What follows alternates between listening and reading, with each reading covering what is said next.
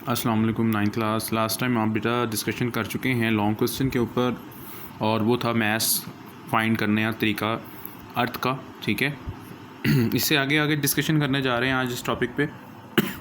वो आपके सामने मौजूद है। इसके लिए सवाल आप लोग लिख लें। डिटरमाइन आपने क्या करना है, क्यों क्या बताना है आपने इस टॉपिक में, क्या डिस्कशन करना है। यहाँ पे बेसिकली क्वेश्चन ये आप लिख लें, explain how the value of g varies with altitude. Question है how the value of g varies with altitude, ये हमने एक्सप्लेन करना है। आसान क्वेश्चन है। आपने जस्ट दो हेडिंग्स में मुकम्मल कर लेना है सवाल। इंट्रोडक्शन का पहला आप हेडिंग बनाएंगे, ठीक है, स्टार्टिंग से बना लेंगे इंट्रोडक्शन की हेडिंग। उसमें बताना सिर्फ ये है कि जो एक्सेलरेशन है, जैसे ग्रेविटेशनल एक्सेलरेशन की बात करते हैं, तो वो रेडियस के ऊपर डिपेंड करता है, अर्थ के रेडियस पे। जितना डिस्टेंस ज़्यादा होगा ग्रेविटेशनल एक्सेलरेशन जो होगा उतना कम होगा। जितना कम होगा रेडियस उतना ही क्या होगा, ग्रेविटेशनल एक्सेलरेशन ज़्यादा होगा। ठीक हो क्या? तो ये स्टार्टिंग में आप ये इक्वेशन जो दिखी हुई है 5.6, इसको आप ना लिखिएगा, ठीक है। बस आप द अबव इक्वेशन को भी छोड़ दीजिएगा, ठीक है। ये 5.6 को रेफरेंस बना रहा है वो। बस आपने इक्वेशन लिख देनी, इंट्रोडक्शन बना के ना आपने पहले इक्वेशन लिख लीजिएगा। G is equals to G M E, G capital के साथ M E over R square. ये जो आपने देखना ना इक्वेशन जो लिखी हुई है 5.6 में, इसको नीचे आप इंट्रोडक्शन की हेडिंग लिख के एज़ वी नो डैट यहाँ पे लिख लीजिएगा। और जिस तरह हम जानते हैं ये ऊपर वाली इक्वेशन के मुतालिक, तो आपने आगे से शुरू कर देना है नेक्स्ट डिस्कशन कि जी हम अबव इक्वेशन जो हम डिस्कस कर रहे हैं उसमें ये बताया जा रहा है कि जी की जो वैल्यू है ना, वो जी का मतलब स्मॉल जी है, स्मॉल जी का मतलब ग्रेविटेशनल एक्सेलरेशन है।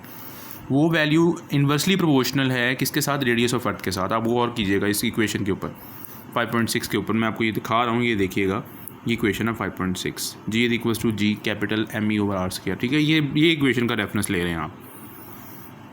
अगले पेज पे आ रहा हूँ मैं, ठीक है। अब वो यहाँ पे डिस्कशन यही बताना चाह रहा है कि जी एक्सेलरेशन ग्रेविटी जो है, एक्सेलरेशन टू ग्रेविटी जो है वो डिपेंड करता है रेडियस पे। जितना ज़्यादा रेडियस होगा अर्थ की सरफेस से उतना ही क्या होगा, उतनी ही ग्रेविटेशनल एक्सेलरेशन क्या होगा, वो आमतौर पे हम देखने में आता है कि जी कम हो जाएगा। ठीक हो गया।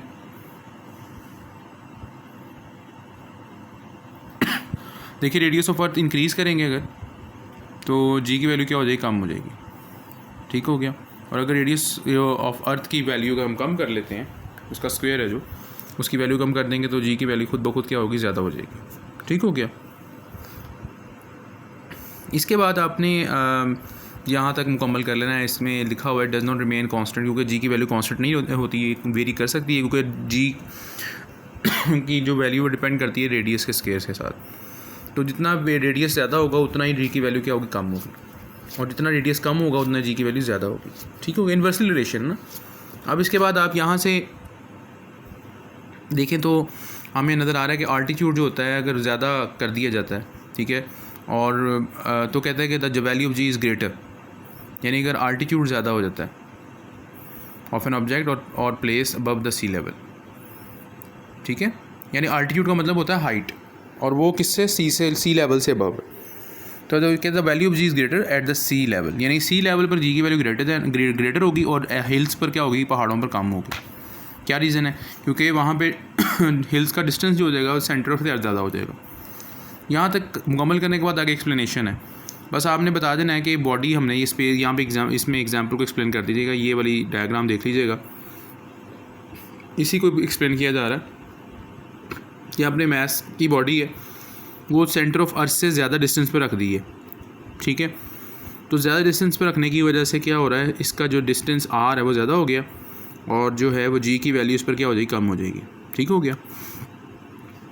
तो इस इक्वेशन को यहाँ से कंसिडर शुरू करेंगे। उसमें आपको बता रहा है सारा तरीकाकार, डिस्टेंस जो है वो body from the centre of the earth E, ठीक हो गया, वो आर प्लस एच है। उसमें हाइट भी शामिल हो गई। अब वो कहते हैं कि जी आप ये हम जानते हैं इक्वेशन की मदद से कि आप पीछे भी इक्वेशन पढ़ के आ रहे हैं, वही इक्वेशन दोबारा उसने कर दी है। उसमें सिर्फ एज का इजाफा इसलिए किया क्योंकि वो रेडियस ऑफ अर्थ था, और अब रेडियस ऑफ अर्थ से अबव कर लिया डिस्टेंस, तो इसलिए उसमें एज भी शामिल हो गया, वो डिस्टेंस शामिल हो गया। ठीक हो गया।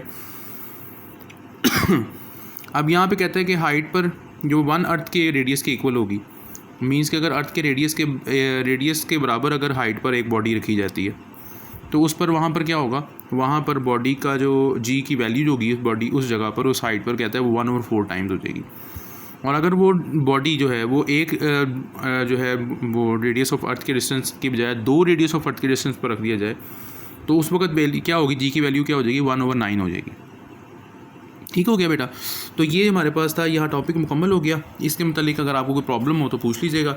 वैसे आसान टॉपिक है, मुश्किल नहीं है। जस्ट जी की वैल्यू के बारे में अगर आपको आइडिया हो जाए कि जी की वैल्यू, स्मॉल जी की वैल्यू कम हो जाती है जब आर क्या हो जाएगा, ज़्यादा हो जाएगा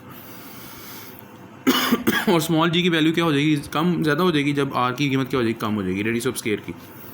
ठीक हो गया। इसके मतलब अगर आपको कोई क्वेश्चन हो तो वो ज़रूर पूछ लीजिएगा। ये मिनी एक्सरसाइज के क्वेश्चन है, देख लें, आसान से हैं। एक छोटी सी एक्सरसाइज आपके जहन में ज़रा आसान हो जाएगी कि एप्पल अट्रैक्ट करता है अर्थ को, ठीक है, और टूवर्ड इट, अपनी तरफ। तो यहाँ पर वो बताना चाह रहा है कि क्या एप्पल अट्रैक्ट करता है अर्थ को अपनी तरफ? बिल्कुल करता है। क्यों नहीं करता? क्योंकि वो उसका मैथ ज़रा थोड़ा कम है, मगर अट्रैक्शन उतनी ही है जितनी अर्थ की अट्रैक्शन है एप्पल के ऊपर है। ठीक है। अगला सवाल है, with what force an apple weighing 1 newton attracts the earth.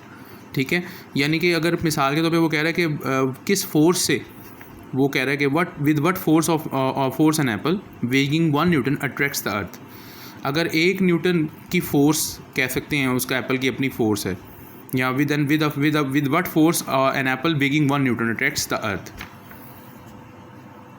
तो इसमें ये वही आएगा कि एप्पल अगर जिसका न्यूटन 1 न्यूटन जो है वो उसके पर उसकी फोर्स है, तो वो डेफिनेटली उसको 1 न्यूटन फोर्स से ही अट्रैक्ट करेगा। ठीक हो गया। Apple weighing 1 newton attracts the earth with a force of 1 Newton, मतलब उसको 1 न्यूटन की फोर्स से ही अट्रैक्ट करेगा। ठीक हो गया ना। तो यहाँ पर वो बताने की कोशिश कर रहा है जिसका वेट 1 न्यूटन है, तो ज़्यादा है उसका वेट 1 न्यूटन है तो उसकी अट्रैक्शन भी 1 न्यूटन के इक्वल होगी। ठीक हो गया। इसके बाद आते हैं नेक्स्ट क्वेश्चन है, does an the weight of an apple increase decrease or remains constant when taken to the top of the mountain. देखें जी, हमने बात की अभी कि जैसे जैसे हाइट इंक्रीज़ करते हैं जी की वैल्यू क्या हो जाएगी, जी की वैल्यू कम हो जाएगी, तो वेट ऑफ एप्पल क्या हो जाएगा, डिक्रीज हो जाएगा। हाइट पे ले जाएंगे तो कम हो जाएगा ना। तो ये 3 शॉर्ट क्वेश्चन है जी मिनी एक्सरसाइज के। ठीक हो गया बेटा। उम्मीद करता हूँ क्वेश्चन आपको समझ में आ गया होगा। अगर ना आए तो फिर बेटा आप मुझसे क्वेश्चन कर सकते हैं। अस्सलाम वालेकुम।